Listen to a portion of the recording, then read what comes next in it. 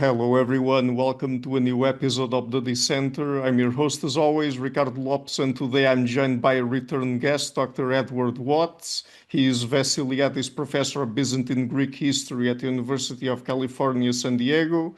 And today we're going to talk about his new book, The Romans: A 2000-Year History. So, Dr. Watts, welcome back to the show. It's always a pleasure to everyone. Oh, it's wonderful to be back. I'm so excited to talk to you about the book. Yeah, so we have a lot to cover today. Let's see how long we can go. So, my first question is, who were or are the Romans? Since in your book you go through 2000 years of history in Rome, who are the Romans exactly? Yeah, I think this is an excellent question. It seems simple, and for antiquity and for the Middle Ages, it's of course quite complicated. I think as a basic rule, I think for everybody that we're talking about in antiquity and the Middle Ages, um, if they say they are Roman, we should take them seriously. And if we cannot understand why they're saying they're Roman, that's more of a problem for us than it is a problem for them. So, for the purpose of this book, what I'm looking at is, the group of people that live in a society that say they are Roman. And I think what's remarkable about Rome and what makes Rome so different from other ancient and medieval societies is Romans were completely willing to bring new people in and make them Romans. This was something like Sparta. Sparta collapsed because Sparta could not do this. It couldn't figure out how to make more Spartiates. Instead, they kept making less. In Athens, they also struggled to figure out how to make more Athenians. In Rome, this was not a problem at all. And so a society that starts out along the Tiber River in, the late Bronze Age in Italy, makes Romans again and again and again and adapts their ideas and incorporates them into Roman traditions and Roman behaviors and Roman political life so well that you end up with the same Roman state 2,000 years later surviving in Constantinople, 1,000 miles away, where the vast majority of people are Greek speaking Christians. And so the Romans are who they say they are. And for them, that's simple. And for us, it can be complicated. It doesn't look at all in the year 1200 like the Roman state in the year 800 or the year 700 BC. And yet, those people see a really strong connection. Even though everything about their lives are different, the identification as Romans is the same. And so, for the book's purposes, I think we take that seriously. And when does the history of Rome start? And what is the Roman state? Yeah, so the starting point is an excellent question. Romans believe they know, like the day, right? The day and the year it started, 753 BC. It started on that day because Romulus set up a settlement around the Palatine Hill. Our traditions are a little more messy. And so we have all sorts of traditions, again, because the Roman state is continually remaking itself. People who belong to other traditions or came from other places want to see themselves represented in the history of the Roman state. And so we have stories told by, say, Greek authors in the first century BC who speak Greek but are Roman and want to see Greek and Roman things connected, who talk about people wounded in the campaigns of Hercules who settle at the base of the Palatine Hill, who ultimately, become part of this community that Romulus establishes. You have Italians who tell stories about how there were initially people who came into the Roman state from other Italian principalities who then also became Roman. And so you have this sort of ongoing tradition of, predating that 753 BC moment where the Roman state is created. Historically, we can't say 753 BC for sure is the moment when something happens at Rome. And before that, there were no Romans, and after that, there was. What we can say, though, is sometime in the 8th century BC, it's pretty clear that you have an organized settlement centered on the Palatine Hill. And now, if you go to the Roman Forum and you walk sort of to the back of it, towards the back part of the Palatine Hill, you can actually still see post holes that were drilled into the bedrock from what Romans believed to be that initial settlement. And more or less, this corresponds to what we know is going on in Italy in the 8th century BC, to the extent that Italians in that period would bury their dead in, the ashes of their dead in funeral urns shaped like huts that match where those post holes would suggest you had huts. So, our sense in the 8th century BC that this is an organized community is pretty good. It's pretty strong. We don't know 753 BC for sure, but more or less, this is kind of consistent with what we can see going on. When it comes to the history of Rome, do you use the same division of periods that scholars have traditionally used? There is early Rome from the 8th century BC until around 300 BC, the middle and later phases of the Roman Republic from 300 BC to 31 BC, the High Empire from 31 BC to 180 AD, and the late empire from 180 to 395 AD. I mean, do you use that same, or do you use those same periods or not? I try to stay away from that. So, I mean, the goal in this book is really to tell the story of the Roman state in its entirety. And Okay. those periods are extremely useful because it's very, very difficult, as I learned in writing this book. It's very, very difficult to tell that entire story. There's a lot of material that, for example, for the 6th century BC, looks nothing at all like the material you would use for the 11th century AD. I mean, literally nothing is the same. Um, and so it is very useful and convenient to say, well, this is where I have the capacity and I have the interest to tell a particular Roman story. The problem with that, though, is there's nothing about those moments that is so definitive that it is worth dividing the life of the Romans living at that time, and separating their stories. So every time we decide we're going to stop telling that Roman story at a certain point, we're in the middle of somebody's life. And they might recognize that this was a moment of significant change. I mean, in 31 BC, they did recognize at that moment, okay, Octavian has now won the Battle of Actium. Something significant has happened. And yet their lives continued. And so if we're telling the story of the state as it, looked to the citizens and to the Romans living in it, making these divisions in, say, 300 BC, when nobody woke up on New Year's Day and said, oh my God, like, now I'm living in the Middle Republic. Everything is great. We create an artificial sort of separation in those stories.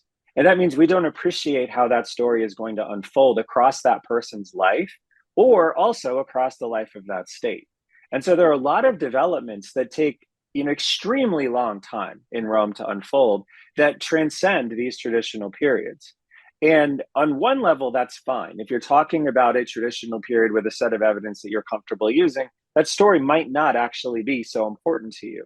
But if you want to talk about the Roman state in its totality, and you want to actually understand what it is that makes this state so unique in lasting for 2,000 years. I mean, every state ends, but no other state lasts for 2,000 years. If we want to understand what makes Rome so unique and so powerful and so capable of enduring for so long, we need those stories that transcend these traditional boundaries. And we need to understand the lives of the people that are functioning and living their daily lives at the moment that we might want to sort of draw a line and say, okay, well, I'm done, right? They're not done. It's their 40th birthday. They've still got 15 years to live, right? Their story is continuing. And if we stop, we are losing the last part of their story. That's very interesting. So, but when it comes to the earliest period of Rome in the 8th century BC, how well can it be reconstructed? Not very. So I think the thing that we have that's quite interesting is we do have sources that talk about this. So when we, for example, look at sources that talk about the development of the city of Rome, some of this is mythological, right? Romulus may or may not have been a real person, but very little of what's said about Romulus is, factual. It's storytelling. The same is true of the second king, Numa, who is the lawgiver, who, is an almost mosaic figure. And you look at this person, you're like, oh yeah, we see the lawgiver in lots of different traditions, and not a real person, probably in most of the sense of what we hear about them. But we do have things that suggest, processes unfolding already at that early moment in and around the city of Rome, in and around the Palatine Hill, that really suggests a process of development that we can understand and we can acknowledge probably is right. So there's a great source that's written many hundreds of years later by an antiquarian named Pliny. And what Pliny is doing is looking at records that talk about people who attended religious festivals and cities that attended religious festivals. And he mentions three cities that no longer exist. And he identifies them as cities that were once on hills of Rome. Now, we don't know that these cities were conquered. What seems to have happened is, the hills in Rome, some of them are relatively large, like the Esquiline Hill is a pretty large hill. Some of them are very small. The Capitoline Hill is a very small hill. And what seems to have happened is, settlements started on these hills, and then they got too big for the hills, so they grew down into the valleys. And so the Roman Forum is basically the valley between a set of hills in the central part of Rome. And obviously, it's clear what happened there. The settlements on the hills grew down into the Forum, and they merged. And as they merged, those settlements became something bigger. And so we don't have wonderful records from the 8th century BC saying how that happened. But it's pretty clear from records that come later what was going on.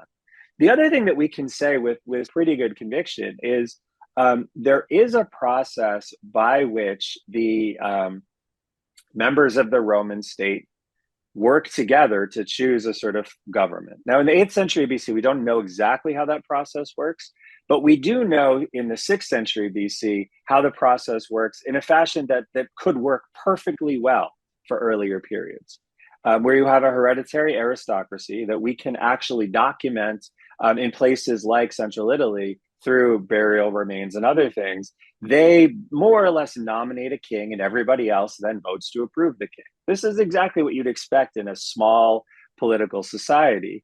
And as these settlements grow, you would expect that this could be scaled up to include the hereditary aristocracy from other hills. And so I think we can see in the 8th century BC a set of processes that would make total sense, even though we don't have evidence for them in that period. We have evidence from later periods that would totally resonate with what we imagine could be happening in those moments. And so this is, I think, the problem and the solution, right?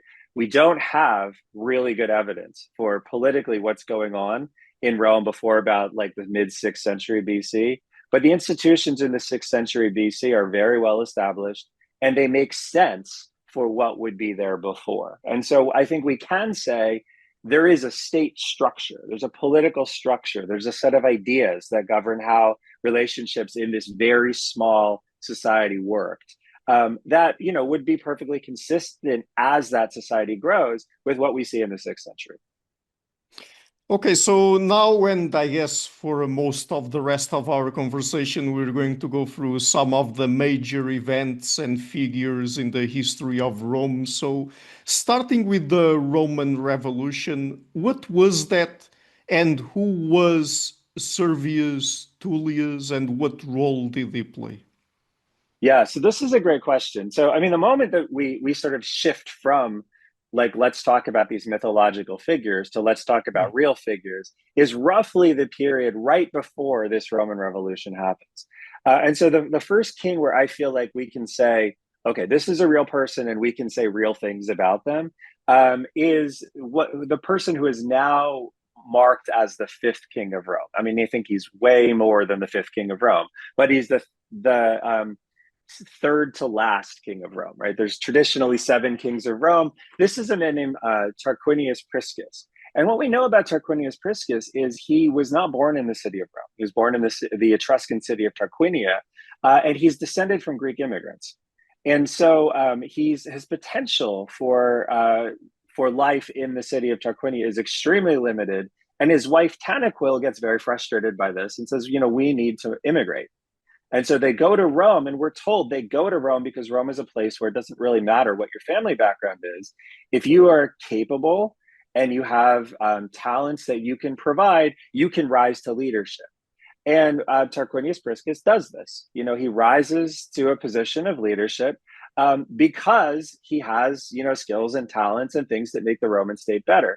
But the king who preceded him his sons get very upset that Tarquinius Priscus has, in a sense, jumped the line, right? They believe that they should have been considered for the kingship, and they really don't like this idea of someone who wasn't born in Rome, of Greek parents, or of Greek ancestry, coming to Rome and becoming king. So they arrange to have him assassinated. And in this assassination, he is attacked, but he survives for a little while. And so his wife, while he's still alive, brings him into the palace. She locks the doors. She kicks everybody out. And then she summons his military commander, who's a man named Servius Tullius. And Servius Tullius is actually the son of a slave, right? And so again, this is this story of Romans taking capable people, regardless of their backgrounds, and putting them in positions of authority. And what Tanaquil, the wife of Tarquinius Priscus, does is she goes onto the balcony of the palace. She tells everybody he's alive, the king is okay, he just needs to rest. And for the time that he's resting, Servius Tullius is going to be in charge of the state. It's a lie. He's already dead. And so what happens is Servius Tullius then assembles power. He gets the armies on his, backing him. And then he comes forward and says, you know what? The king is dead. I'm the new king.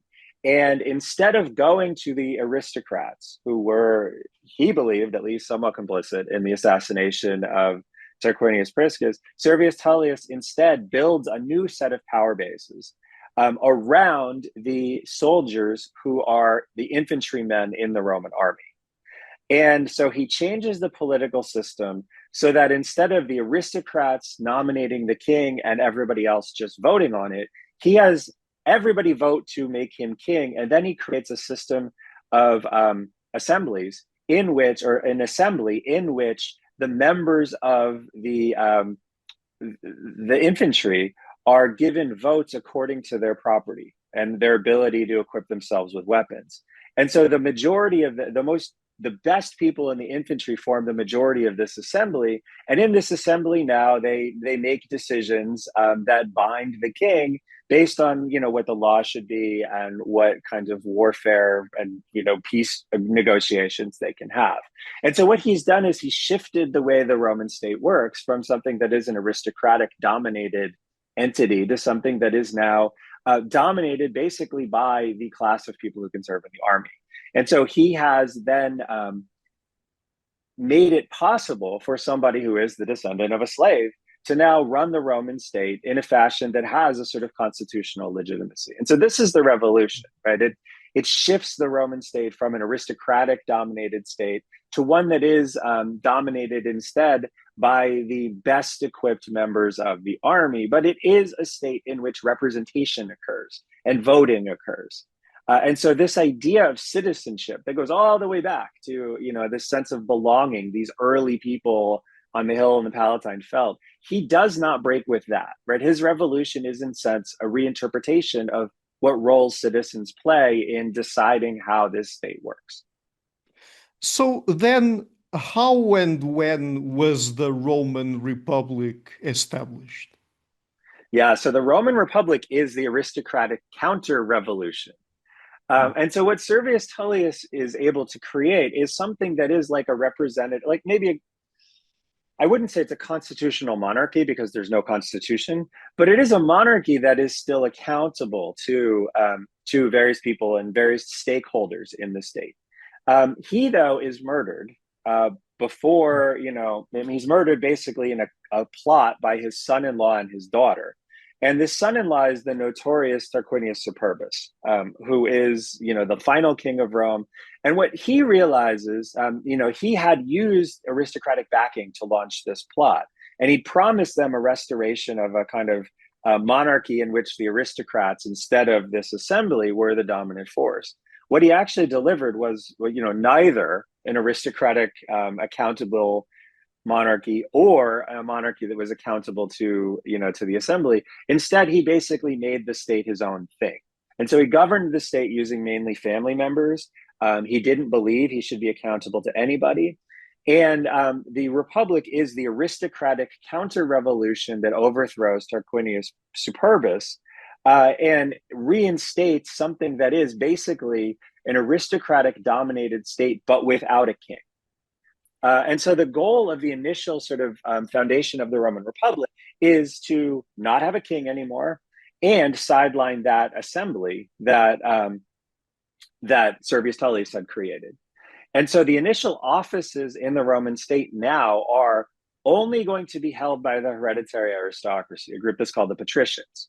And for a while, there is a kind of acknowledgement because Tarquinius Superbus he's in exile, he's trying to win his throne back. There's an acknowledgement by both patricians and the plebeians, who are the non-patricians in the state, that they need to work together. But after the death of Tarquin, the patricians basically lock down the offices in the state and they make it clear this is going to be an aristocracy.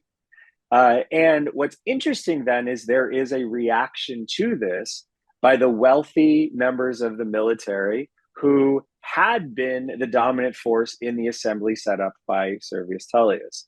And you have in 494 BC a conflict between patricians and plebeians that we call the conflict of the orders, in which wealthy aristocrats and wealthy non-aristocrats sort of face off and ultimately decide they're going to have both things go on at once, right? You're going to have the aristocratic dominated state that the patricians want. And alongside this, you're going to have the military dominated state, and they'll just figure out how to make this work. Even though effectively there are two Roman governments now, they'll figure out how to make this work. And this builds a really important thing into the Roman sort of political mentality. There are no rules, right? It's not clear. You have two things that are totally contradictory to each other. There are no sort of governing documents that say this is how you resolve a conflict between the plebeian assembly and, the patrician magistracies. They just figure it out. And the way they figure it out is not by fighting in the streets, but by compromising and negotiating with each other. And this is such an important principle. And this is what ultimately the Roman Republic is going to be. It's going to be a system in which, even though you have really deep contradictions in how the state should work, those contradictions will be resolved not by fighting in the streets, but by negotiating with each other and finding some sort of consensus and compromise that both sides can agree to. And ultimately, I mean, it takes 200 years, but ultimately, peacefully, these groups figure out how to blend their two versions of the Republic into one. And this creates a really, really powerful political entity, but it's also a political entity that has this deeply ingrained idea that people who are Roman and are citizens of this entity have an obligation to this entity because they own it collectively. They are all kind of stakeholders in it. And so therefore, they are all responsible for making sure it works without violence and without trampling on the rights of other people who are citizens. And so I think this is the great achievement of the Republic. And this is what makes it so remarkable. I mean, it's impossible for us to conceive of a state in a modern context where you have two governments that don't have anything in common in how they are supposed to be running the state, who agree to basically work together to just sort of resolve any disputes they have, even though there aren't laws that really govern what those disputes should be, until ultimately, over 200 years, they figure out how to make this all kind of fit together. Yeah, the way the Roman Republic was sort of organized politically was really very interesting. So, but over time, how did it expand and how did Rome go about absorbing most of the Italian peninsula? I think again, I mean, this basic idea of like we as Romans, we take what's good, we incorporate, we don't exclude. This is how Rome does this. Of course, Rome is very good at fighting. Its military is very good. It always is a very good military. But the secret to Rome's success is what comes after they win the battles. So you can defeat a city, you can defeat a sort of confederation of cities. What do you do next? And what Romans realize is, the thing that we can do next is we can incorporate them. So we can make them citizens. And if we make them citizens, they vote in our elections. They're part of this political process. They're part of this sort of larger structure that we as Romans value. And of course, we have a bigger army. Or we can make them allies. And in practice, we might think, oh, well, being a Roman citizen, that would be like the gift, right? That's what you want. You don't want to be an ally. You want, full participation. The reality is, these cities actually would prefer to be allies over being citizens because, at least as an allied state, you run your own internal affairs. But that's in a sense a gift the Romans are giving. So it means they trust the people in that city to run its own internal affairs. But the allies are also required to give troops to the Romans. And so, one of the great limitations that a lot of ancient city states face is, again, going back to Athens and Sparta, they have real trouble expanding their citizen base. And that really limits the amount of casualties they can take in a war. So, part of the issue that the Spartans run into in the Peloponnesian War is there just are not that many Spartan citizens. And so when you have a bunch of Spartan citizens captured in Sphacteria, for example, Sparta is panicked because they have a few hundred citizens who are like captured, right? And it's a huge crisis. What do you do with these? What do we do? We have to get these citizens back. Rome did not have that problem. Rome could field by the third century BC, they could field armies of 100,000 people because they kept bringing in new people and new allies and new citizens. And so what that meant was Rome had this really unique ability to replenish its military power because it had this unique ability to incorporate new people into its society and make them stakeholders who were invested in the success of that society. And so you do have moments in Rome's conquest of Italy where it's kind of touch and go whether this model will fall apart. Because until those people really are bound into the Roman state, they can say, you know what, like that was great, and we got a lot of money and plunder, and fighting with the Romans that really helped us. But now the Romans look like they're weak, so we're going to bail and do our own thing again. There were moments where that became a real problem, but not that many. And mostly what Rome was able to do was win those battles because militarily it could fight quite well, lock those people into this promise of, you could fight with the Romans and share in the proceeds of our victory, or you could fight against the Romans and we will take those things from you. And most people in Italy said, yeah, I think we're on the Roman side. We'll go with you and do that. And there were moments that this coalition was threatened. The invasion in 280 BC by Pyrrhus, the wars with Carthage, there were moments where this coalition was threatened. But mostly what Rome was able to do was make the political adjustments and the military adjustments necessary to keep this coalition together. And that gave Rome a very, very strong base of citizen soldiers that made it superior to really anybody that it was fighting.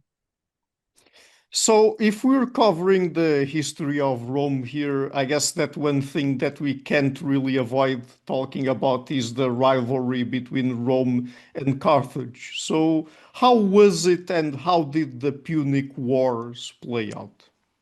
Yeah, so this is the Punic Wars, in a sense. I don't want to say they were inevitable, but they were almost inevitable because as you have this emergence of Rome as the dominant power in Italy, a lot of what locked those cities, those allied cities, into their alliances with Rome was this promise of, yes, we're going to go and beat up on people, and you and your soldiers can steal things.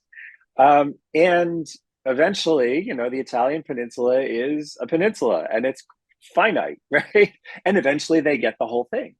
And so, in 264 BC, there is an appeal by a group of people who are really disreputable, and they're kind of like a group of like bandits or even terrorists who seize a city in northern Sicily and start using it as a base of operations. And so one of the leading powers in Sicily marches out against them, and they appeal to both Rome because they have this Roman citizenship connection, and Carthage, that is the other major power in Sicily that is really concerned about Syracuse, which has advanced on this mercenary city. The Carthaginians show up first, but then the Romans show up and they tell the Carthaginians, like, back off, right? This is our city. The Carthaginians then get terrified that the Romans are now going to do to Sicily what the Romans had done to Italy.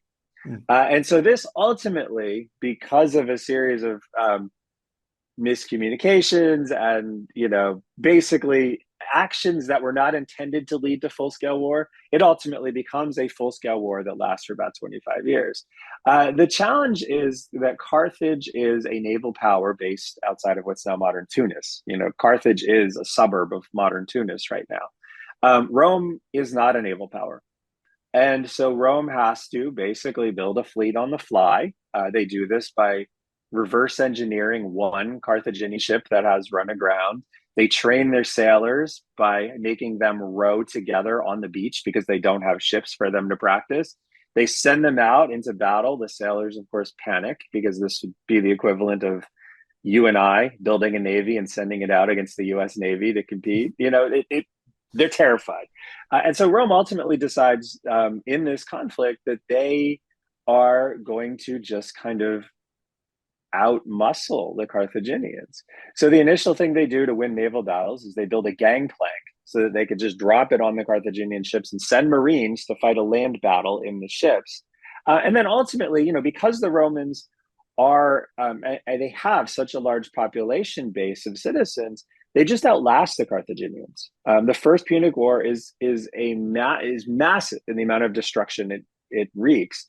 But Rome is able to absorb that destruction and those losses better than the Carthaginians are. The Second Punic War is the one that everybody is familiar with. This is the War of Hannibal.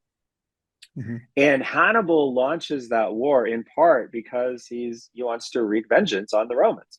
And he has a strategy of trying to inflict as many casualties on the Romans as possible to ultimately maybe break the alliance structure in Italy and deplete Rome's manpower. And the initial phase of that war, Hannibal is totally successful in this. He wins 3 very significant battles against the Romans in 218, 217, and 216 BC.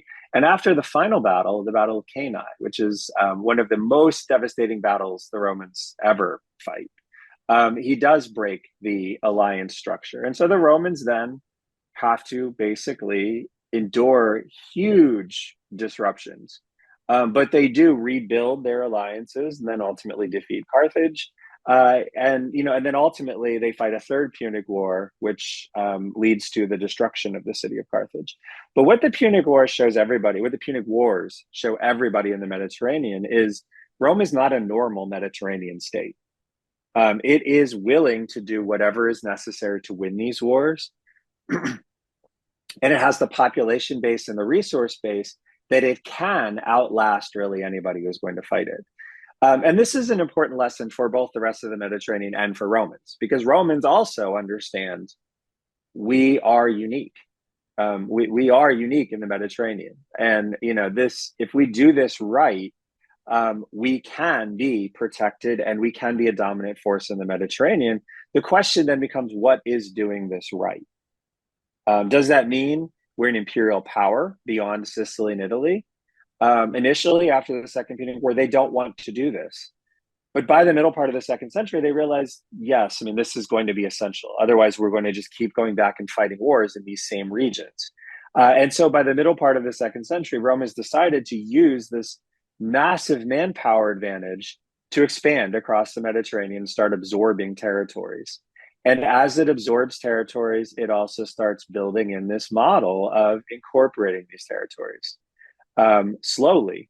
But it does start building in a sort of structure of giving citizenship to people in these territories, settling Romans in these territories, right? It is not just going to govern these territories remotely. It's going to make them Roman. And this is a slow process, but it is a crucial process in understanding why the Roman Empire is different than, say, the Persian Empire of Cyrus or the Macedonian Empire of Alexander the Great. Those are empires that never had any real interest in making, say, Greeks Persian. Romans, because their model for controlling territory is building people into this Roman citizenship structure, this is what they commit to do. And from the 2nd century forward, you have a process of trying to build Roman presences in these territories, but also take people from these areas and link them to this Roman state that is now governing them. And that's different and that's new. And that's really important because it's going to be the thing that really sets the Roman Empire up to last for as long as it does. Right. But when did the Roman Empire start exactly? I mean, is there any precise date or not? Yeah. So what happens with this process is, as you are spreading Romans out to these other parts of the Mediterranean, they get very, very wealthy. And it creates an imbalance in the way that Roman society is working. And so this wealth imbalance creates political tensions that the Republic, which is based on consensus and compromise, is ill equipped to resolve. Because the wealth is accumulating very, very quickly.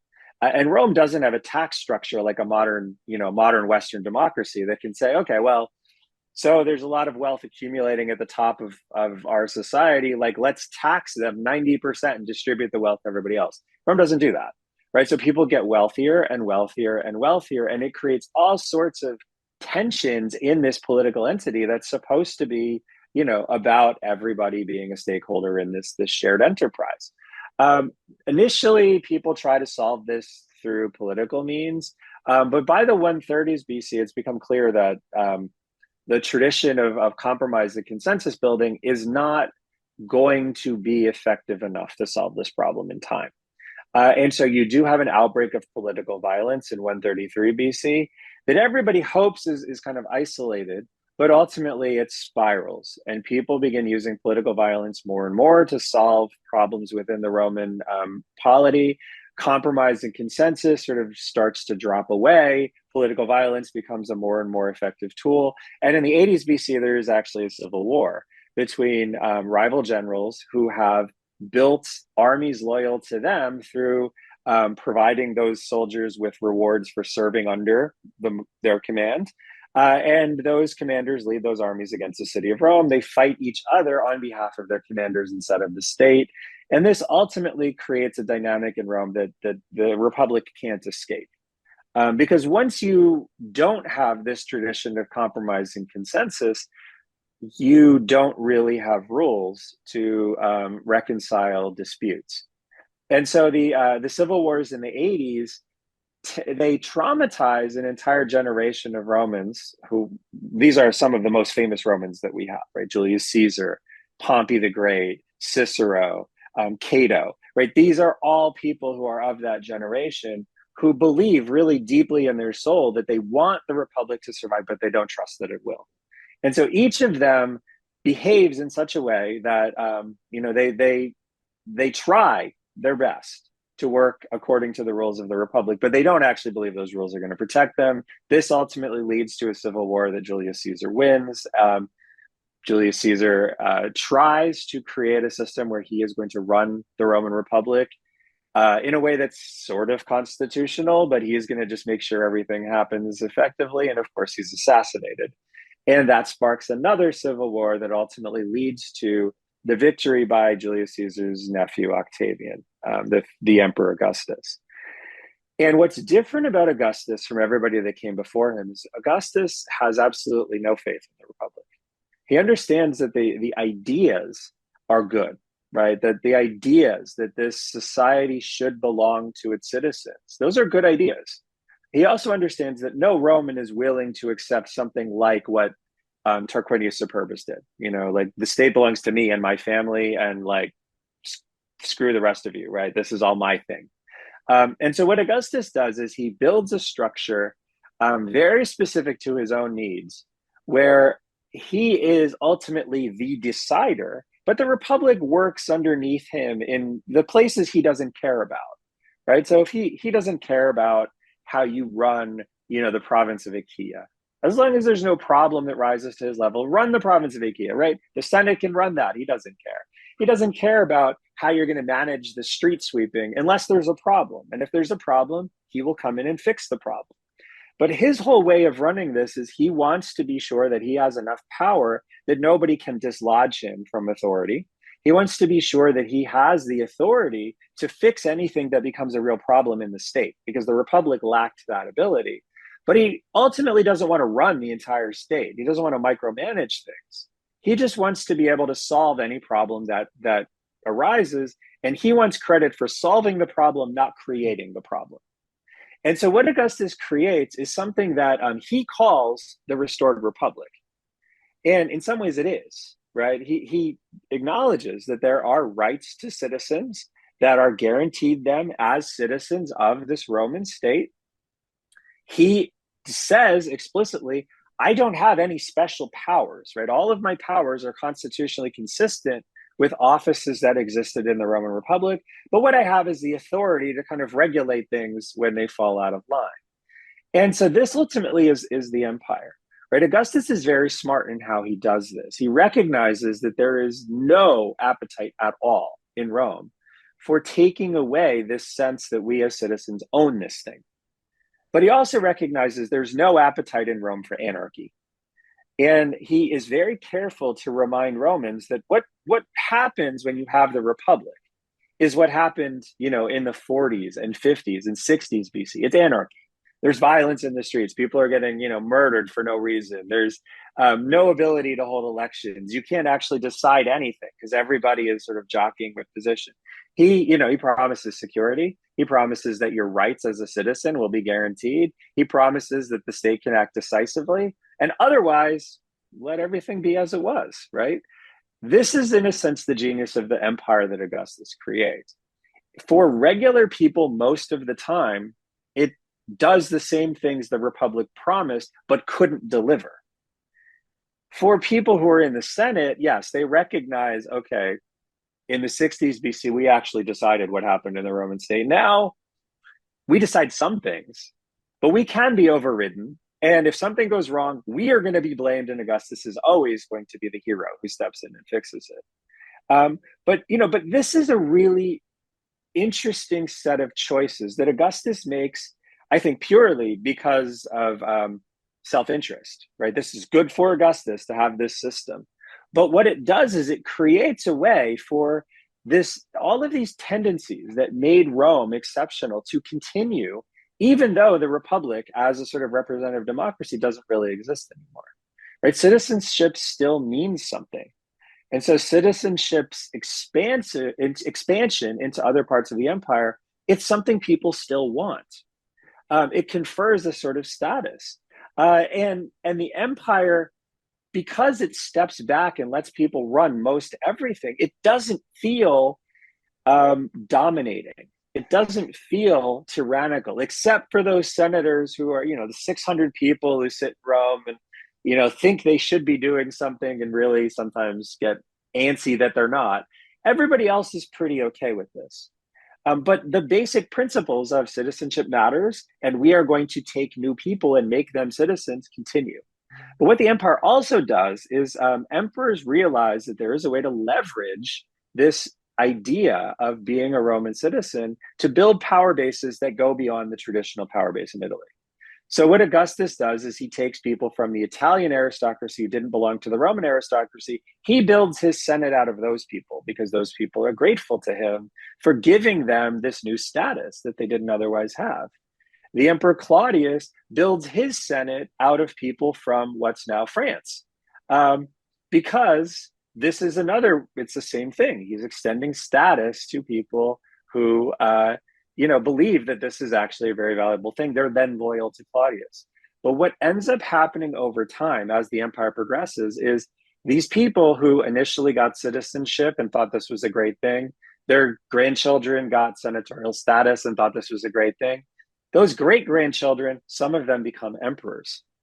And so the empire takes this process of making Roman citizenship and membership valuable, and it makes it a sort of process of integrating every aspect of the state, so that the empire starts out as something where Augustus is more or less running, the Mediterranean on behalf of Italians.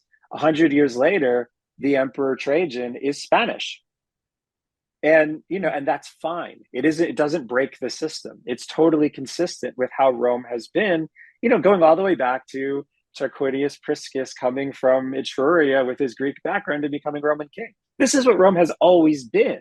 And Augustus manages to create a structure in the empire that continues and retains that basic idea of, what Rome is and why Rome is great and why Rome succeeds and why Rome is different from everywhere that has, surrounded it and has come before it.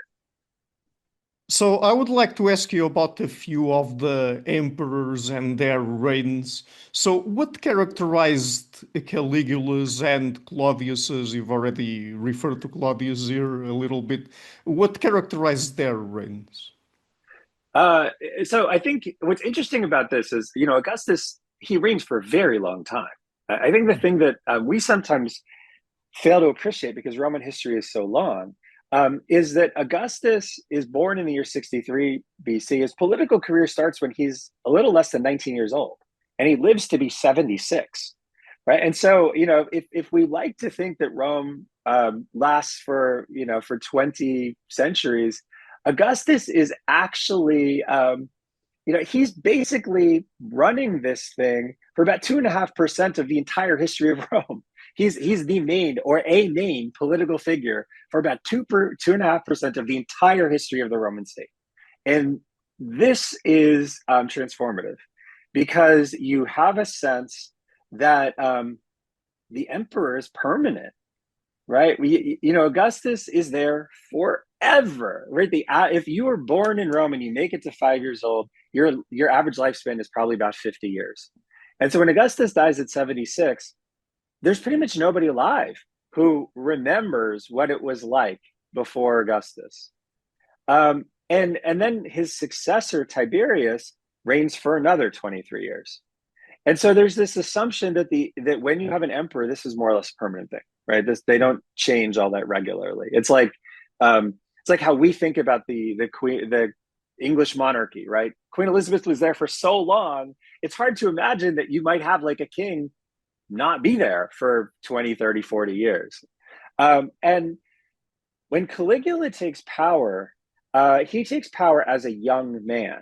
And it's remarkable because there had not been anybody younger than 50 running the Roman Empire since Augustus turned 50 in 13 BC, right? Caligula takes power in 37 AD. So it's weird for Romans to not only have somebody come in who is young, but also have somebody come in who's relatively inexperienced. And it becomes very clear. So Caligula actually starts out as an okay emperor and ends up getting sick about a year into his reign. And the Caligula that we all know, the crazy Caligula who appoints his horse consul and, takes the entire grain fleet so he can build a bridge across a bay so he can ride his chariot across it once, right? The crazy Caligula he emerges after this illness. And Caligula is such a problematic figure that one of his bodyguards actually assassinates him. That shocks Romans because they don't imagine that an imperial reign can end quickly like that. And they definitely don't think that somebody who's young is going to have their term end quickly. So Caligula dies after about 4 years in power. Claudius is Caligula's uncle. Claudius is basically made emperor by accident. So after Caligula dies, the Roman Senate actually, they convene and they start having a debate about restoring the Republic. The Praetorian Guards, who are the imperial guards in the city of Rome and the only military force allowed in the city, they find Claudius hiding behind a curtain in the palace. They trot him out. They proclaim him emperor, and then they march to the Senate and say, Claudius is now your emperor. Claudius is a relatively successful emperor, but he too dies in a very strange way. So in 54 AD, Claudius dies after eating dinner. And the story that's told that I think is somewhat plausible is he was poisoned by eating poisoned mushrooms. And the question is, was this deliberate or not? The story that's told is his wife had this done. Is that possible? It's possible. Is it definitive? No. But between Caligula and Claudius, Romans learn that imperial reigns can end suddenly, and they don't necessarily end with the natural death of the person, right? The people can die prematurely because someone kills them. And this changes Roman history. It again is this idea of the possible. So the Republic lasted so long as this thing governed by consensus and compromise simply because nobody decided to challenge it. And then in 133, somebody challenges it and everybody starts saying, oh, well, that's possible. how can I do that? What can I do that can use this sort of ability to unleash political violence in a fashion that helps my career? With Augustus and Tiberius, it sort of recedes from people's mind that you could use violence to change the imperial regime. Caligula and Claudius sort of show, yeah, no, you can. You can actually use violence. And those successions were relatively straightforward, right? Claudius became emperor without violence in the city. There's no street fighting or anything. He is proclaimed emperor. When Claudius dies, Nero takes power after Claudius. But this idea that you can get rid of an emperor unnaturally, right? They don't just die. You make sure they die. And then you use that violence to take power. This becomes ingrained in the Roman mentality. And so what Caligula and Claudius sort of make people understand is if you don't like an emperor, you can end his reign and his life at the same time. And if you plan right, you can be the person who takes over. And this is a very, very damaging thing for Roman history. Okay, so but then comes Nero, who is one of the emperors we hear the most about as well. So what would you like to tell us about him? So I will say that I'm something of a Nero apologist. I think so. So the story that the idea that you have the two craziest emperors in Roman history, the ones everybody knows, are Caligula and Nero. And then there's like another tier below that some people know. But the stories about Nero are things like Nero's the first to persecute Christians. That's true. That there's a massive fire in the city of Rome in 64 AD. That's true. That Nero started the fire. That's not true. That Nero fiddled while the fire sort of consumed the city of Rome. Absolutely not true, because he wasn't even in the city. Nero killed his mother. True. Nero killed his mother out of spite. Probably true. That Nero went to Greece and like rigged the Olympics so that he could win. True. But beneath all of this stuff, there is something that I think is an understanding by Nero that makes some sense, right? I think that Nero had some ideas that made sense. He had other ideas that were absolutely, utterly crazy, but some of the ideas made sense. And so, so what I'd like to think about with Nero is, what is he trying to do and why? Because his execution generally is abysmal, right? Even when he had good ideas, he did them badly. But the going to Greece to compete in the Olympics, this actually is an idea that makes some sense, because Nero takes power as a very young man. He's a teenager when he takes power, about 16 years old when he takes power.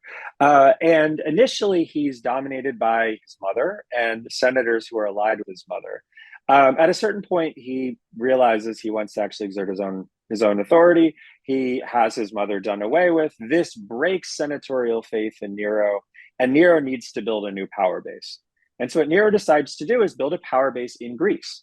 And so the trip to Greece is about cultivating support in an area of the empire that hasn't yet been brought in to this sort of level of senatorial aristocracy. And it's a good bet, because the Greek world is very, very wealthy. Some of the richest cities and most prominent individuals in the Mediterranean are Greeks who had not yet been brought into this Roman imperial structure. And Nero is still a young man. When he's doing this, Nero is basically like in his late 20s, early 30s. So this makes sense as a long-term political play. Nero, of course, is incapable of doing it right, but it makes sense. And so when Nero ends up, Nero's failures are so ridiculous that you end up having a revolution launched in the northwest of the empire. He doesn't have the support in Greece that would allow him to counteract this yet. And he manages this civil war in like the worst possible way you can imagine. He falls into a kind of manic depressive set of episodes where when he gets good news, he gets super excited and throws parties. When he gets bad news, he gets so depressed he can't leave his room. When he finally decides he's going to go and like lead an army out to confront the rebellion, he's much more concerned about how to get his organ, because Nero liked to play music, how to get his organ alongside the army than he is actually about strategy. And so Nero ends up dying He ends up committing suicide rather than being killed in the aftermath of losing his throne. Um, but the outreach to Greece is so successful that for more than 20 years after Nero's death, you have fake Neros emerge leading political movements in the East trying to overthrow Roman emperors. And so it works. It's just, it didn't work fast enough. And Nero was too incompetent to actually make it, work during his lifetime. But again, like a lot of what Nero does is terrible and crazy. Um, but there is an actual sense of, a plan that could have worked. Had a better person done it in a different circumstance and, had more time. And I think what you see that's remarkable is the seeds of Nero's plan are actually built upon by emperors in the 70s, 80s, 90s, and 100s AD to build actually the structure that's going to make the Roman Empire its strongest in the second century AD. That was Nero's idea. He couldn't do it, but the idea wasn't wrong. So you've already mentioned briefly Trajan. Tell us about Trajan and Hadrian and what they represent in the history of the Roman Empire. Trajan and Hadrian, I think, represent the culmination of all of this stuff that we've been talking about for the first century of the empire.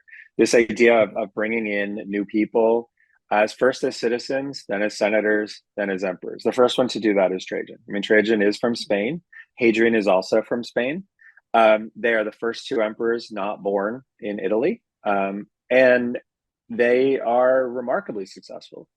Trajan is a general who comes in and decides to launch military campaigns that ultimately lead to the Roman Empire reaching its greatest extent in Roman history. He conquers what's now more or less most of modern Romania. He conquers the territory between the Tigris and Euphrates, that is the sort of population center of modern Iraq. He gets all the way to the Caspian Sea, conquering what's now modern Armenia and Azerbaijan. He conquers territory in Arabia that goes into Saudi Arabia. He actually sets foot in the Persian Gulf. He's a remarkably successful military general.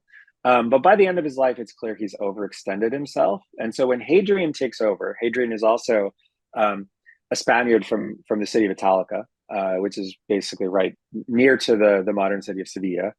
And Hadrian decides he has to pull back from some of this territory and instead concentrate on integrating more deeply the parts of the Roman world that that he sees as core. So he realizes it's almost impossible to hold the areas of Mesopotamia from the West if you don't also hold Iran. And so he pulls back from them because it's hopeless.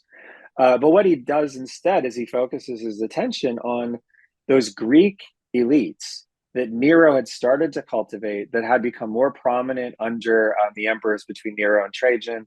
And what Hadrian does is he travels the empire really aggressively. He goes everywhere that you can imagine. And he visits cities. He gets to know those cities. He spends lots of money upping the quality of the infrastructure in those cities.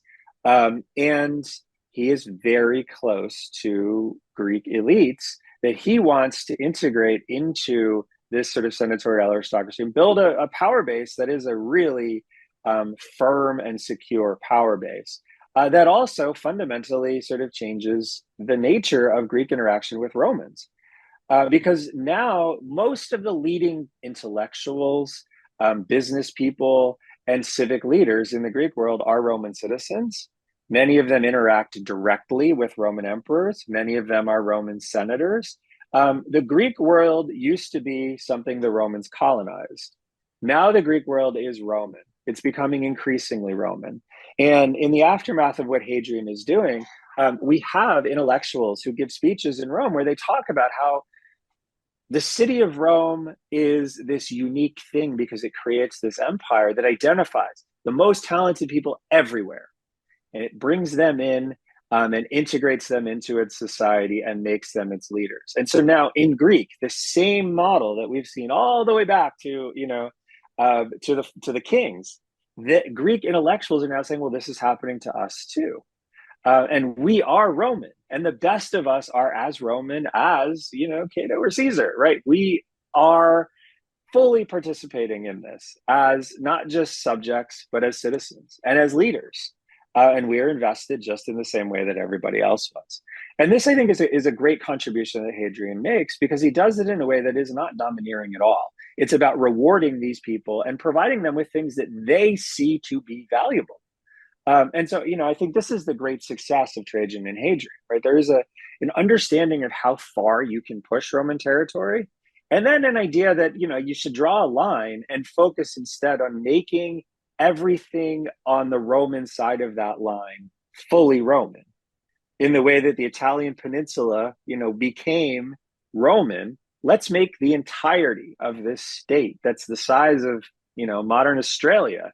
Let's make this all Roman. And this, I think, is a really, really important contribution that these emperors make, because they intend to do it. They understand exactly what they're doing and why it's important. So let's talk a little bit now about how Rome became Christian. So, what was the role played by Constantine in the creation of the Christian Roman Empire? And more broadly, how was Rome made Christian? Yeah, so I think that this, in a way, it builds on the tradition that we're just talking about. Hadrian dies in 139 AD. A lifetime later, in 212 AD, there is an emperor that passes a law that says that everybody in this empire is now a citizen. And once you do that, you now have a structure so that everybody in this empire can participate in a kind of common project. What Constantine then does when he converts to Christianity, he converts to Christianity in 312, so the extension of citizenship is in 212. What Constantine then does is he adds a religious kind of layer to this notion of everybody participates in the Roman state. So Constantine's conversion is something that is somewhat controversial. There's still arguments about whether he was sincere in converting. I personally think there is no argument about that at all. It makes total sense that the story we're told about Constantine's conversion, which is he's fighting a war he doesn't think he will win. He has a vision where he sees a symbol, a Christian symbol, that then Jesus appears to him and says, "That's my symbol, put it on your shields." He wins a sort of spectacular and unexpected victory. Constantine is a Christian from 312 AD. But what Constantine wants to do is take this Roman state that is now, in many ways, a nation state, right? Everybody living in Roman territory, from Britain to Saudi Arabia, is a Roman citizen. Everybody living in Roman territory now shares this common identity, legally and to a degree also culturally and intellectually, that they are Roman. Well, Constantine then begins to realize in the first decade after he converts to Christianity, what he begins to realize is he has the possibility of teaching all of these Roman citizens to embrace Christianity. And he needs to come up with a way to do it that's consistent with what it means to be a Roman citizen, right? And he needs to come up with a way to do it that is not imposing this on people, but convincing them that Christianity is a part of and should be a part of what the Roman state does. And he says at one point, he writes a document where he says, Christianity is not new. What Christianity represents is a return to this old idea where we all knew at one point as humans there was God. And over time, different people, different languages, different traditions, they lost that sense that there was one God. What Christianity does is it provides us with a way to get everybody, Egyptians and Syrians and Spaniards and people from Gaul and people from Italy and people from Greece, all of them can realize that their traditions all go back again to this one God. And I, as Constantine, am going to create structures that will show everybody in this empire that all of their diverse traditions, religious traditions, can be kind of brought together towards one God in the same way that all of their diverse political identifications can be brought together into this structure that is Roman. And so the conversion of Constantine leads to ultimately the Christianization of much of this space because of the Roman project, because of the Roman state structure. Christianity is a very appealing religion in the 4th century AD. It would have made tremendous inroads across the Mediterranean by itself without Constantine. But it was only probably 10% of the Roman population that was Christian at the time Constantine converts.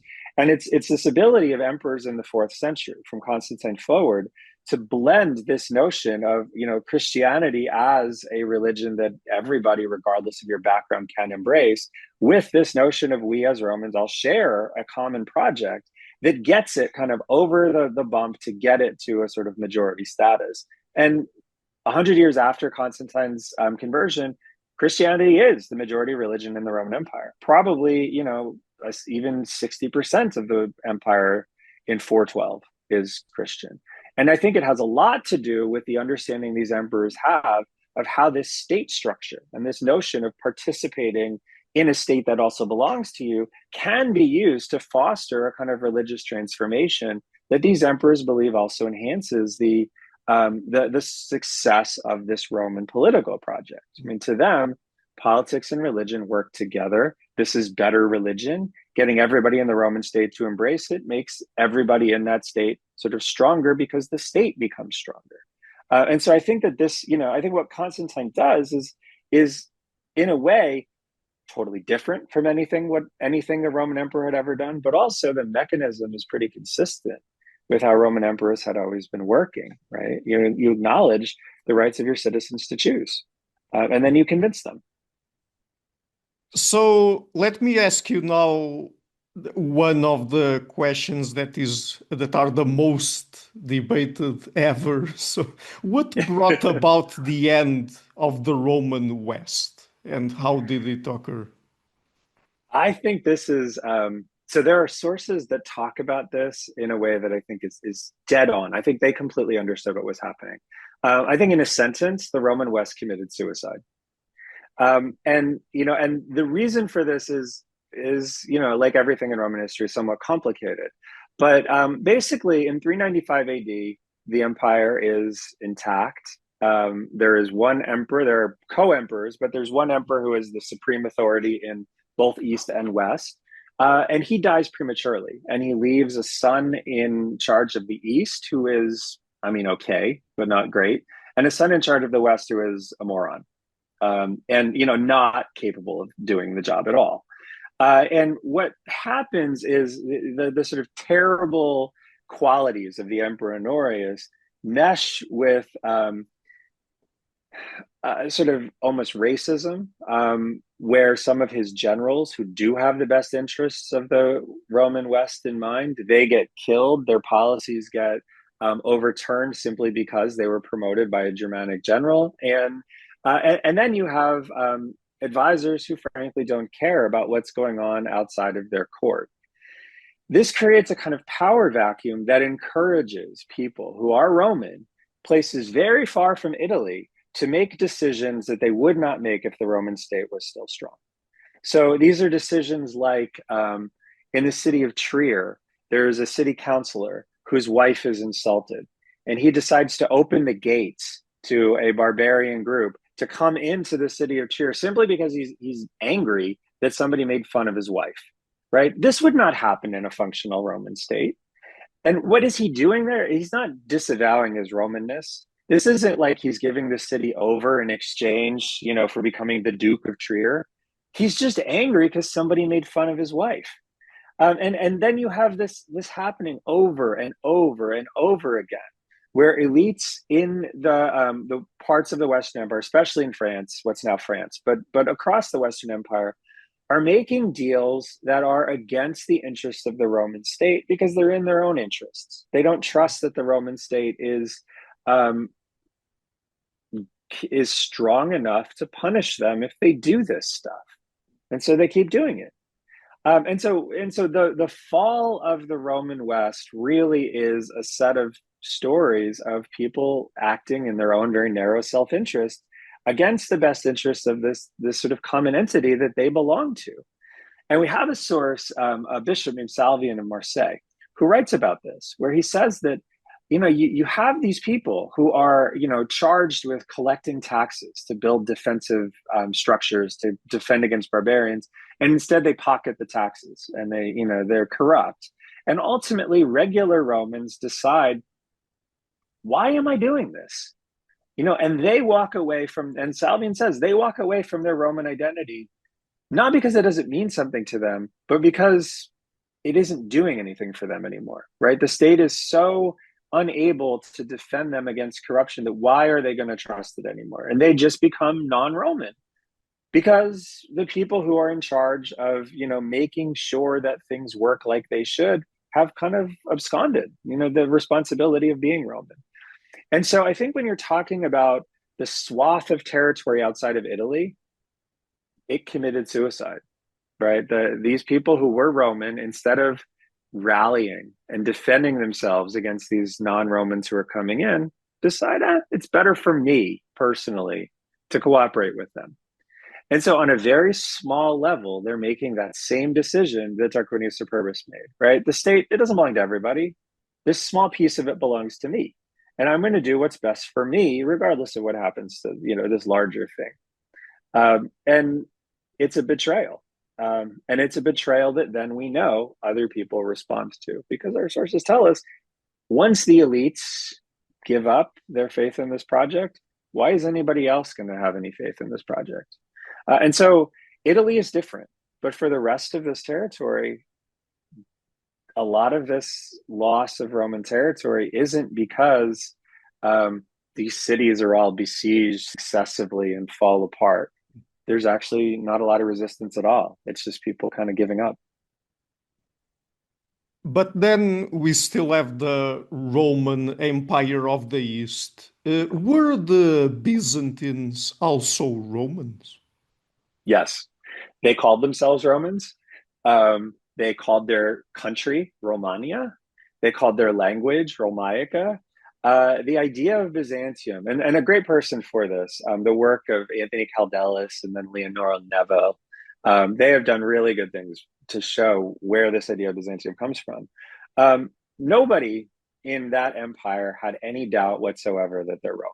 In fact, like all of those sources we talked about earlier that are written in Greek about early Rome, they survived because Byzantines copied them, because they aren't Byzantines, they're Romans. And so the history of Rome in Italy, most of what we have that talks about it, the best sort of string of narratives we have are actually written in Greek, because this is the history of the people living in Constantinople. And they preserve it, not because it's weird and esoteric, but because it's theirs.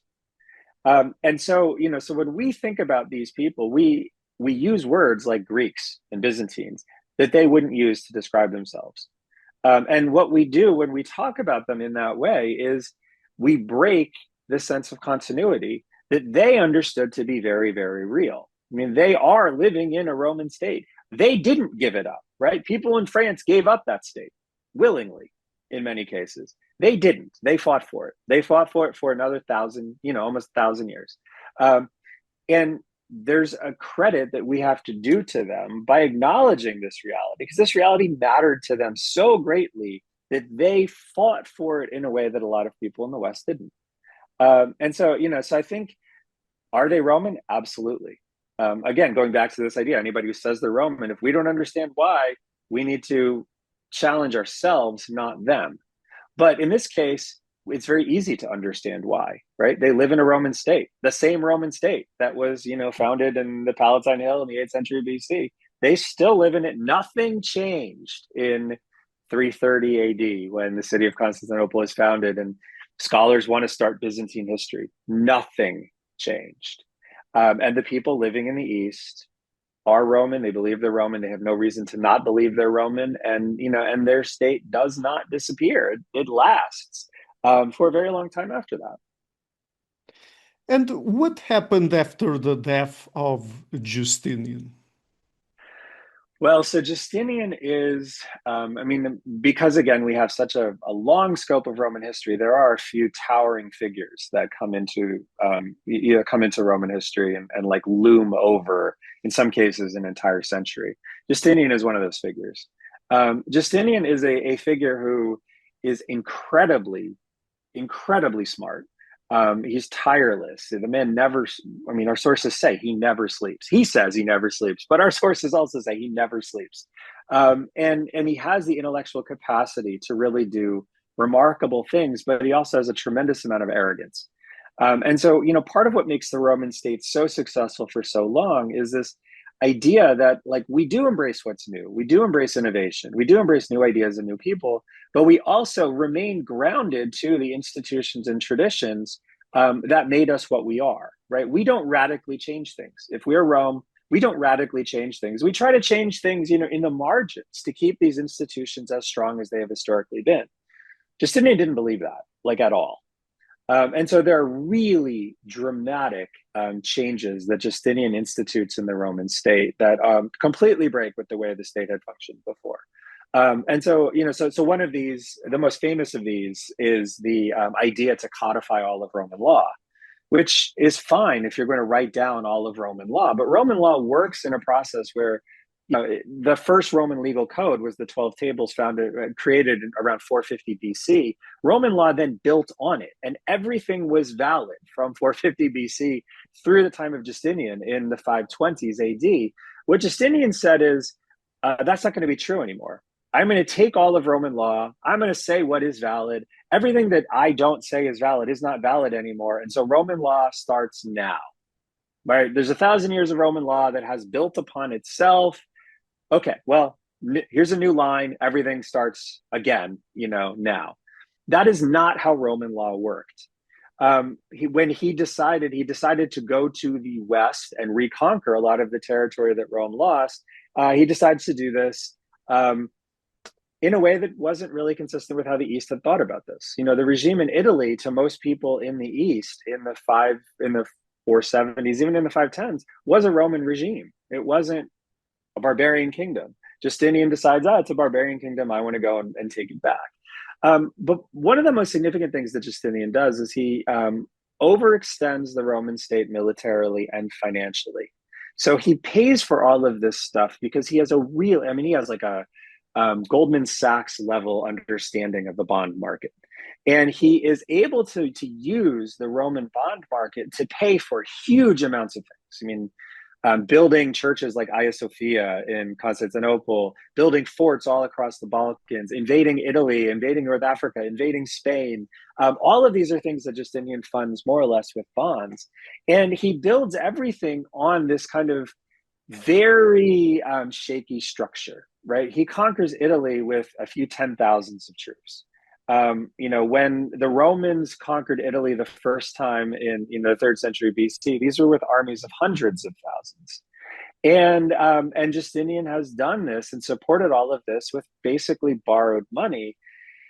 All of this could work if you had somebody as smart as Justinian managing all of, the different moving pieces of this system. But the system itself is very fragile and requires somebody who's very smart and very well in tune with how it works to keep it all balanced. And the person who follows Justinian is not that person.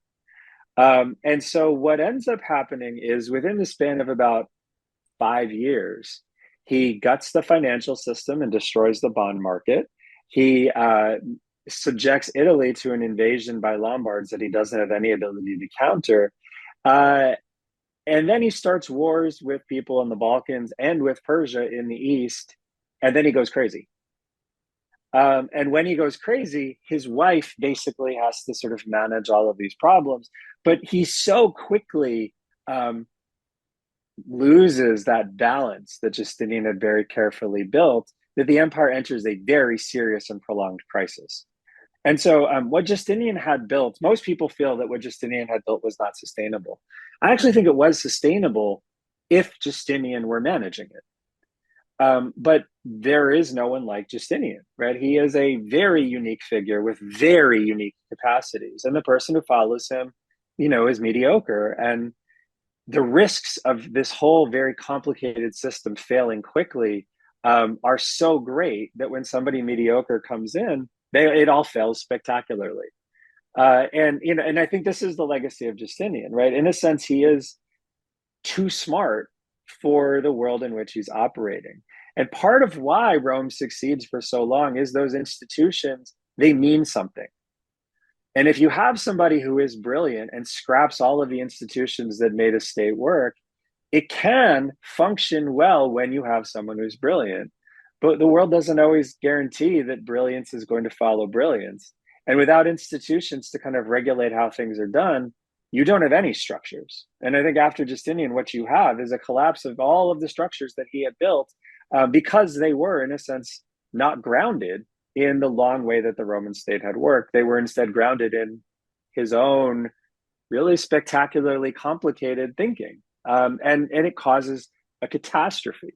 A catastrophe that I think fundamentally changes, the history of the Mediterranean and ultimately the history of the world. Yeah, and we're also going to talk a little bit more about the factors behind the longevity of Rome toward the end of our conversation. But how did the secession of the city of Rome from the Roman state happen? Yeah, so the secession of Rome, I mean, in a sense, it follows on the catastrophic aftermath of the collapse of the Justinianic order, because the catastrophes in the east ultimately lead to the loss of a lot of Roman territory south of what's now Turkey to the Arabs. Justinian's collapse, was very nicely timed to coincide with the rise of Islam and the teachings of Muhammad. And so about, a lifetime after Justinian dies, the Eastern Mediterranean, south of what's now basically southeastern Turkey, it's under Muslim control. Because the Romans lack the ability to maintain control of this territory. And, the structures that Justinian had built led to very long warfare with the Persians that let the Arabs come in. In Italy, the collapse is a similar thing. It just is less territory. So the collapse of the Justinianic order leads to Lombards coming into northern Italy and Roman control being confined more or less to the southern part of Italy and then a strip of land from reaching more or less from the Tyrrhenian Sea by Ostia to the Adriatic in Ravenna. But it's not stable. And Roman control of that territory, because they are being very greatly pressed by the Arabs, they don't have resources to send to actually defend the city of Rome. And so the secession of the city of Rome happens really in the middle part of the 8th century. But it happens because when the Roman state doesn't intervene to defend the city of Rome, the papacy steps in and starts organizing things on its own. And the papacy very soon realizes that, it has separate interests from the emperors in Constantinople. And sometimes the emperors in Constantinople will use their political authority to do things that are not consistent with what the Vatican or what the papacy wants done. And the popes realize that they have some leverage, right? They can choose to not cooperate with that state. And ultimately, the Lombards start also realizing that the Roman state doesn't have the capacity to defend the city of Rome. And they start pressing on territory and looking like they are going to conquer the city of Rome. And so the papacy decides we can either make a deal with the Lombards, we can sort of pray that the Eastern Emperor shows up, or we can make a deal with the Franks. And what the papacy does is they decide we're going to actually remove ourselves from the control of the Eastern Emperor and ally ourselves with the Franks. And it's a process that unfolds very, slowly and in a complicated way across more or less a generation, between about 750 to about like 770. But a key part of this is a forged document that's very famous called the Donation of Constantine, that appears sometime in the 8th century, and was created to say that when the Emperor Constantine converted to Christianity, he gave the Western Empire and all of its territory, including its crown, to the Pope. And therefore, the Western Empire belonged to the Pope, and the crown belonged to the Pope. And so this provides the papacy with leverage to go to the Franks and say, oh yeah, like we legitimately should be in charge of this territory. Everybody knows that this is made up, right? Even the Franks know this is made up. And anybody who'd ever seen a Roman law would look at this thing and say, this is not a Roman law. But it's rhetorical cover. And this ultimately forms the rhetorical cover that allows for the crowning of Charlemagne in the year 800 AD, where the Pope says, I have, the crown is mine, right? The Western Empire is mine. I can do what I want with it. And here is somebody who is a Frankish king. We have this long relationship with the Franks going back now, It's 800 AD, so going back 50 years. They have guaranteed our security when the East could not. And so I, as the person entrusted with this Western crown, will give it to Charlemagne, and Charlemagne, you are now emperor of the Romans. And it's all based on this kind of fiction that was used to justify the city of Rome more or less jumping from the Roman Empire. But I think what's interesting about this is, when we think of great cities leaving the Roman Empire, we tend to think of them being conquered by somebody else. And so it's interesting to realize that the city of Rome basically just left. It just stepped out. It stepped out of the state that it created. And it stepped out of the state that it created using a document that said, oh, it has the legitimacy to do this. And so, if you were to ask a ninth century pope, are you, is your entity part of the Roman state? They'd say, well, yes, of course, right? There's a direct correlation and a contact where we were given the authority to do this by Constantine, and that's Roman, right? So we have the legal right under Roman law to do what we just did. It's made up. It's not true at all, but they would say they have it. And so that actually makes things, quite interesting. Is Charlemagne a Roman emperor? No, and yes. And in Constantinople, it's interesting because they also say no and yes for different reasons. And how about the Holy Roman Empire? I mean, was it really Roman? Was it really an empire? What's the deal with it? Yeah, the Voltaire question, right? Yeah, I think that the thing that's interesting about the Holy Roman Empire is you have a Roman emperor, but he doesn't actually rule over Romans, right? So the Roman state in the East is still a version of this political entity where everybody is a citizen and is a sort of stakeholder. And so everybody in so the Roman emperor is the emperor of Romans in the East, and so when you actually see things like the Seljuks conquer parts of Roman territory, they call that territory the Seljuk of Rome because it is, or the Sultanate of Rome because it is the Sultanate of Roman territory. And so, because there are Romans living there. The Roman emperor in the Holy Roman Empire, he's in charge of the Romans in the city of Rome sometimes, right? Depending on how his relationship with the Pope is. But it's not a Roman state because there aren't Romans really living under him. It's not, he is a Roman emperor, but there aren't Roman citizens under him. There's no sort of Roman institutions or traditions or things that ground people in Aachen or I don't know where, Hamburg, to this Roman state that lived before. And so you have, in a sense, like a Roman emperor, but no Romans. And so what is that? I think is he holy? Who knows, right? That's pretty subjective. Is he Roman? He's not. Is it an empire? Well, when Voltaire says it, it's not really either. It's some sort of weird hybrid of a constitutional monarchy. But when Charlemagne does this, he does have an imperial title, but it is a title among all of the other titles he has too. He's also the king of Lombardy.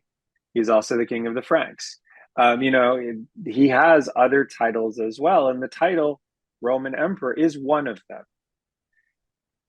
And it belongs to him as a title. In Constantinople, the emperors who are reigning in Constantinople, that title doesn't belong to them. It's conferred upon them by representatives of the Roman population. It's in a sense an office, just like the consulship was an office in the Roman Republic. It's not an office for Charlemagne, right? It's like a bauble. It's like something you can show off, but it's not an office, and there's no obligation to actual Romans to do anything in accordance with that office, right? It's a nice thing to be able to say. And so in medieval times, how was the Roman state? What did it look like? So it's a very long period we're talking about between the Arab conquests and then when the state, I think, actually collapses to the Fourth Crusade. But more or less what we can imagine is this is a state that's centered on what's now kind of Anatolia, and the Balkans, the southern Balkans. It gets bigger and smaller, but the power base for the Roman state after the collapse of the East and the Arab conquest of the 7th century is really sort of the area around Istanbul or Constantinople, and then territory in Asia Minor and territory in the southern Balkans. It does hold on to Italy for quite a while. And so Italy is a part of this. The last sort of Roman presence in Italy is not extinguished until the 11th century. So for most of this period, you can imagine sort of southern Italy, the southern Balkans, and Asia Minor. What it does and how well it controls that territory varies over time. So there are, for a long period in the 8th and 9th centuries, Rome struggles to control territory beyond the coasts of the Balkans. And it struggles to control territory beyond the coastal areas of Asia Minor. By the time you get to the 11th century, it's pretty firmly in control of territory all the way up to the Danube in the Balkans, and all the way across to what's now sort of the modern Turkish eastern border and southern border. So territorially, that's kind of what we're talking about. Ethnically, mainly the people living in this for most of that time are, people identify as Romans, who we would basically call Greeks. They more or less speak Greek. They are mostly Christian. They are mostly in line with all of the church councils of up to the 5th century. So, they're Chalcedonian, they're Nicene, it's a pretty homogenous territory. As the territory starts expanding again in the 10th and 11th centuries, you start getting new people in there. So you get some Bulgarians, you get some Slavic people, and then in the east, you get Armenians and you get Syrians. That complicates things a little bit. You even get some Muslims. It's not clear how many Muslims, but you do have Muslim communities. And that complicates things a little bit. But generally speaking, I think when we are talking about the medieval Roman state, we should imagine that there is a basic core where these people share a common history. They share more or less a common language. They share a common religion. They share a common citizenship. They share a common legal structure, right? This is a much smaller nation state than we had, say, in the 4th century. Mhm. But this really is something that we have to imagine functions like a proto-nation state at least. And there are also institutions that encourage you to think this way, right? So if you go to church, you're going to hear things that talk about, your religious life, but you'll also hear things that talk about political leaders, like Constantine. They give you a kind of grounding in Christianity, but also Romanness. And so it is a very well structured thing to try to, make all of these people very much understand that they are still part of this common shared enterprise.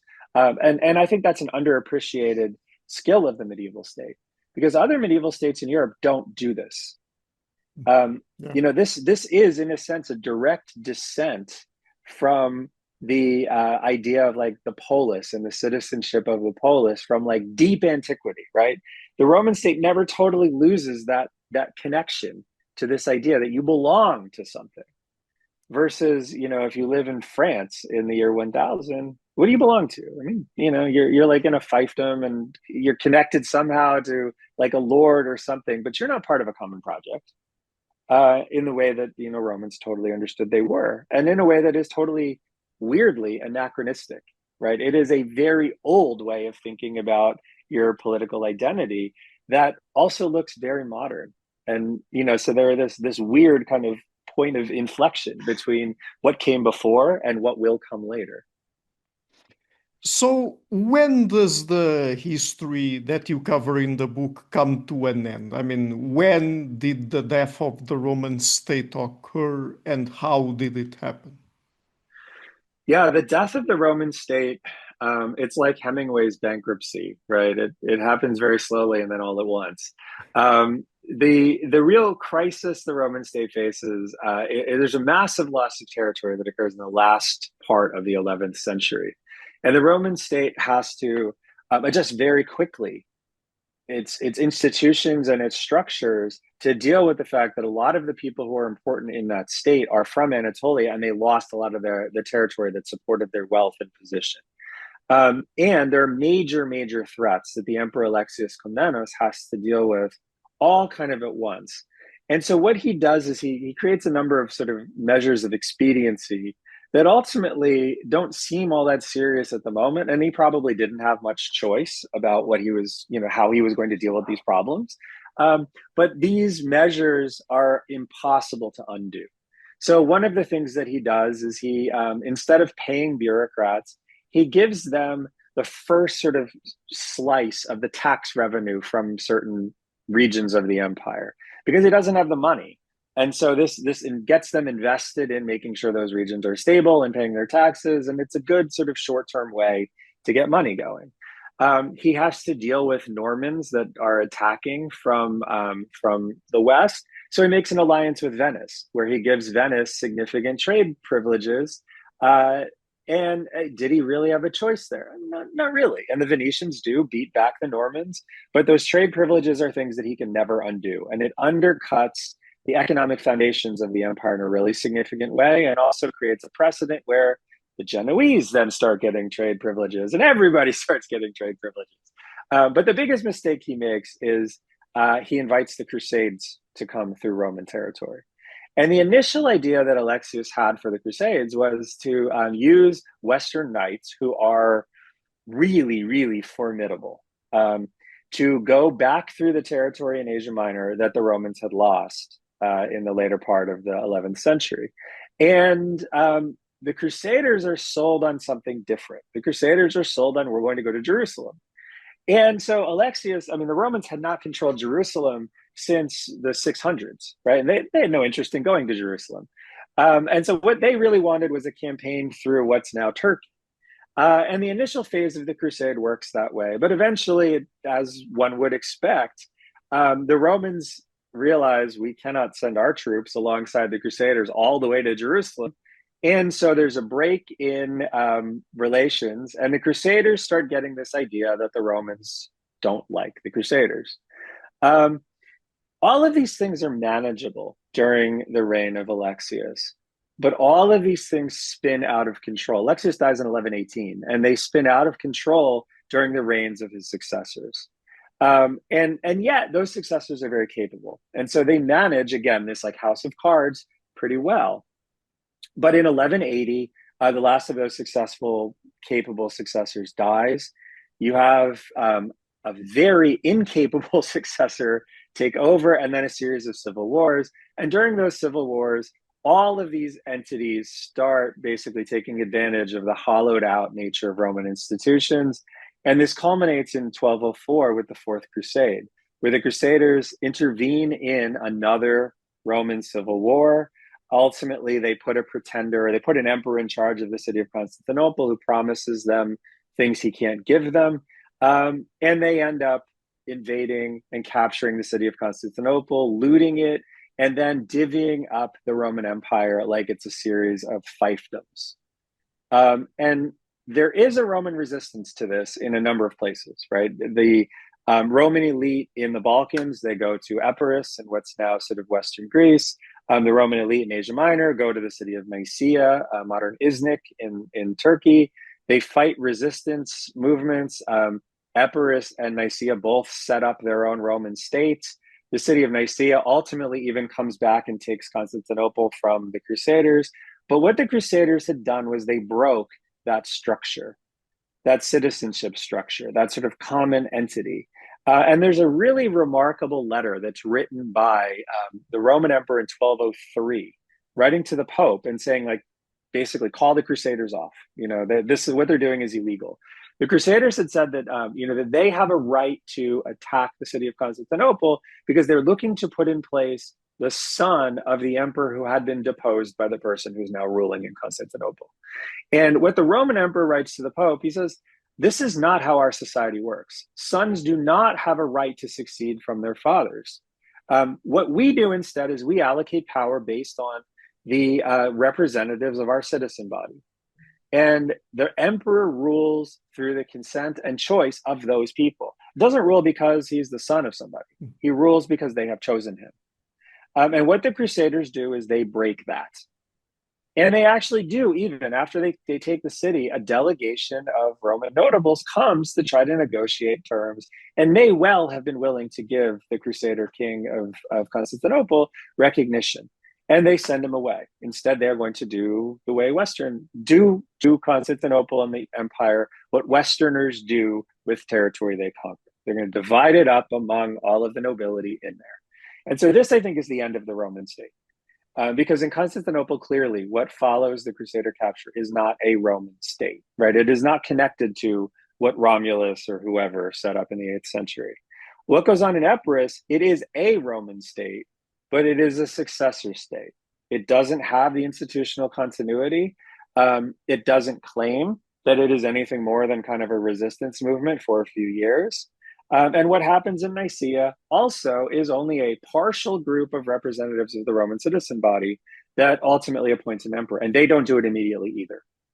And so what you have with the capture of Constantinople is the breaking of that thread that links the Roman state of the 13th century to the Roman state of the 8th century.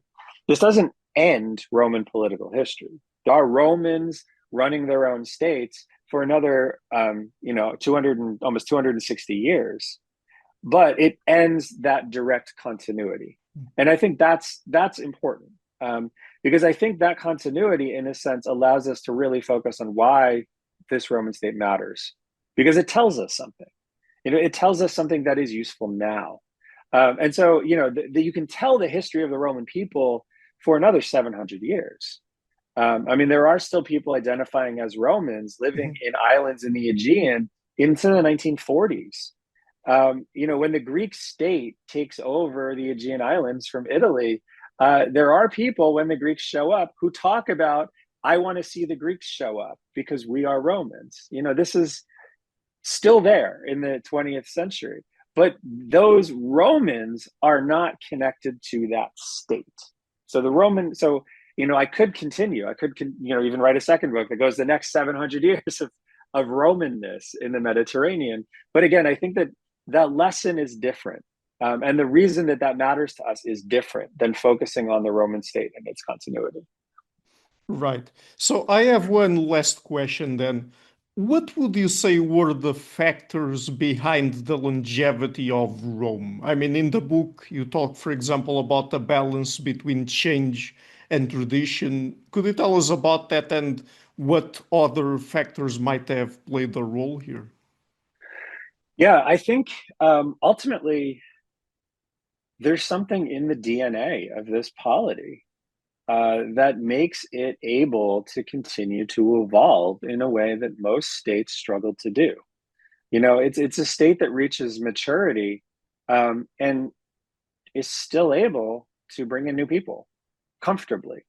It's still able to bring in new ideas. It's still able to bring in new religions. It's still able to bring in new practices. But it does it in a way where it never loses its sense of how it got to be the powerful entity that it was. So in the United States, there is a lot of conversation about, well, what do we do with people like George Washington, who did immense things to build this country, but also, were slaveholders and did things we might be not comfortable with. For Romans, what they would say is, you have to honor the contributions of everybody who made this state great. You might not agree with everything they did, and that's fine. You might have somebody from the Roman Republic who is a pagan. Okay, right? But they did something important for us. So you have authors in the 11th century that will say things like, this person was our Cato. And Cato famously didn't like Greeks, really didn't like Greeks. He didn't like Greek philosophy. He obviously was not a Christian, right? Everything about this person in the 11th century might be something that Cato would disagree with, would actually, criticize. But Cato also represented important positive things for the Romans as well.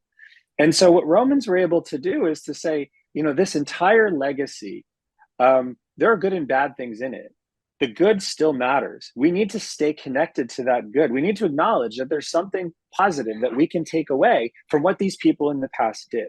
We might not agree with everything, but we need to acknowledge what they did because it was good for us as a polity, and it's something that can help us now. And if we disregard the sacrifices and choices they made, we are less able to make good choices and sacrifices now. And so I think this is the secret of the Roman state, right? It is always grounded in a sense that we did things well, and we need to understand what those were, and we need to keep doing them. But we didn't do things perfectly. And if there's a better way to do something, or there's somebody that we can bring in who is more talented than what we have always done that. And that's important too. And this, I think, is the secret. This is what made Rome different, and what makes Rome different from a lot of modern societies too. And we like to think modern societies are really good at including people, and they generally are. But what Rome was able to do was include people and also retain that connection to what it once was. That's the balance that a successful, long-standing society achieves, right? You always are able to reinvigorate yourself with new ideas and new talents and new approaches, but you don't lose your sense of yourself either. And this, I think, is what we can see from Rome, right? If you can do both of those things, you can last for a really, really long time as a society, and not just like exist. You can thrive, and you can thrive in a way that makes the life of, probably 1 billion people over time, maybe more than that, lived as Romans. You can make the life of those people better by doing both of those things in a way that is balanced. And that, I think, is a contribution that is timeless. And that's a contribution that I think Rome alone allows us to appreciate. Great. So this has been a very fascinating conversation about the Romans, and the book is again The Romans, a 2000-year history. I'm of course leaving a link to it in the description of the interview, and it's been a very fascinating read, and I can't recommend it enough. Dr. Watts, thank you so much for writing it, and thank you for coming on the show again. It's always a big pleasure to talk to you. Oh, absolutely. I love coming on the show, and it's always such great questions. So I am so grateful to you for doing this. Hi guys, thank you for watching this interview until the end. If you liked it, please share it, leave a like and hit the subscription button. This show is brought to you by Enlights, learning and development done differently. Check their website at enlights.com, and also please consider supporting the show on Patreon or PayPal. I would also like to give a huge thank you to my main patrons and PayPal supporters: Per Ergo Larsen, Jerry Mullerens, Frederick Sunda, Bernardo Seixas, Olaf Alex, Adam Kessel, Matthew Whittingbird, Arno Wolf, Tim Hollis, Eric Alenia, John Connors, Philip Forrest Connolly, Dan Demetrio, Robert Windiger, Rui Inácio, Zup, Marco Neves, Colin Holbrook, Phil Kavanagh, Mikkel Stormir, Samuel André, Francis Ford, Tiago Nunes, Fergal Cossen, Hal Herzog, Nuno Machado, Jonathan Labyrinth, João Linhares, Stantantia, Samuel Correia, Eric Hines, Mark Smith, João Eira, Tom Hummel, Sardus France, David Sloan Wilson, Yacila Dez Araújo, Romain Roach, Diego Londonho Correia, Yannick Punter, Dana Rusmani, Charlotte Bliss, Nicole Barbaro, Adam Hunt, Pavlo Stasevski, Nelek Bach, Guy Madison, Gary G. Alman, Sam Afzal, Adrian Yeager, Paul Tolentino, João Barbosa, Julian Price, Edward Hall, Edin Bronner, Douglas Fry, Franca Bortolotti, Gabriel Ponce Cortez, Ursula Litsky, Scott, Zachary Fish, Tim Duffy, Sonny Smith, John Wiseman, Daniel Friedman, William Buckner, Paul George Arnaud, Luke Lowacki, Georgios Theophanos, Chris Williamson, Peter Wolozin, David Williams, Diogo Costa, Anton Erickson, Charles Murray, Alex Shaw, Maury Martinez, Coralie Chevalier, Bangalore Atheists, Larry D. Lee Jr., Old Erringbon, Sterry, Michael Bailey, Dan Sperber, Robert Grassi, Zigoren, Jeff McMahon, Jake Zool, Barnabas Radix, Mark Campbell, Thomas Dovner, Luke Nissen, Chris Story, Kimberly Johnson, Benjamin Galbert, Jessica Nowicki, Linda Brandon, Nicholas Carlson, Ismail Benzliman, George Coriatis, Valentin Steinman, Per Crowley, Kate Van Goller, Alexander Hubbard, Liam Dunaway, BR, Masood Ali Mohammadi, Perpendicular, Jonas Hertner, Ursula Goodenough, Gregory Hastings, David Pinsoff, Sean Nelson, Mike Lavigne, and Dios Necht, A special thanks to my producers Isar Webb, Jim Frank, Lucas Stafiniak, Tom Vanagdam, Bernard Igni, Curtis Dixon, Benedict Mueller, Thomas Trumbull, Catherine and Patrick Tobin, Giancarlo Montenegro, Alni Cortez and Nick Golden, and to my executive producers Matthew Lavender, Sergio Quadriano, Bogdan Kanivets and Rosie. Thank you for all.